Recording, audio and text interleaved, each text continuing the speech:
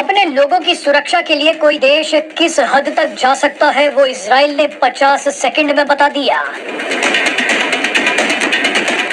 गुस्से में बेकाबू हो चुके इजराइल ने पूरा गाजा और आधा लेबनान साफ कर दिया है।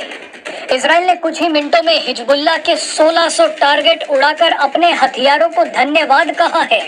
इजराइल ने अपने आयरन डोम के लिए भगवान को धन्यवाद कहा है, लेकिन भगवान को धन्यवाद बोलने से पहले इजराइल ने पहली बार एक ऐसा काम किया है जो शायद किसी देश ने आज तक नहीं किया।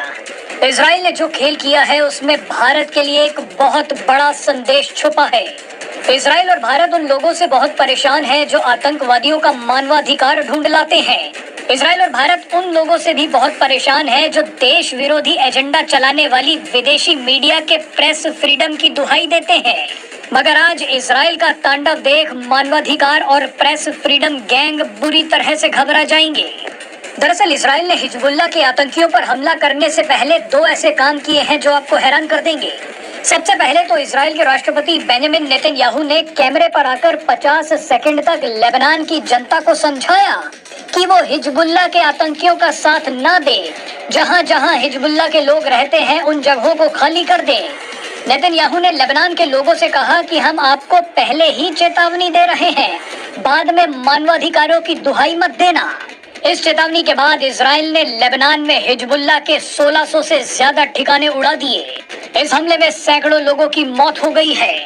बहरहाल इसके बाद इजराइल उन पत्रकारों पर टूट पड़ा जो यहूदियों को गाली दे रहे थे। इजराइल को जानकारी मिली कि एक विदेशी पत्रकार अपने दफ्तर में बैठकर यहूदियों को गाली दे रहा था, इजराइल के खिलाफ झूठी बातें बोल रहा था। अब इजराइल भी कहां चुप बैठने वाला था। इजराइल ने उस दफ्तर को ही उड़ा दिया जहां पर ये पत्रकार लाइव दे रहा था।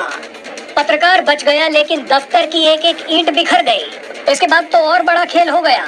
एक टीवी चैनल जो लगातार इजराइल के खिलाफ खबरें चला रहा था, वहां अचानक इजरायली सेना पहुंच गई। इजरायली सेना ने न्यूज एंकर को नोटिस दिया और कहा कि आज से तुम्हारा ऑफिस बंद है। इजरायली सेना ने कहा कि मानवाधिकार और प्रेस फ्रीडम की बातें संयुक्त राष्ट्र में जाकर करना। इजराइल का कहना है कि प्रेस फ्रीडम के नाम पर हम अपने देश के खिलाफ एजेंडा नहीं चलाने देंगे। वैसे इजराइल ने भारत को एक शानदार रास्ता दिखाया है। आपको याद होगा कि जब भी भारत ने विदेशी मीडिया और ह्यूमन राइट्स वालों को कश्मीर में एजेंडा चलाने से रोका, तब भारत को प्रेस फ्रीडम और मानवाधिकारों की लिस्ट में नीचे डाल दिया गया। मगर इजराइल ने भारत को एक संदेश दिया है कि अगर अपने लोगों की रक्षा करनी है तो एजेंडा चलाने वाले इन लोगों को धक्के मारकर निकालना होगा।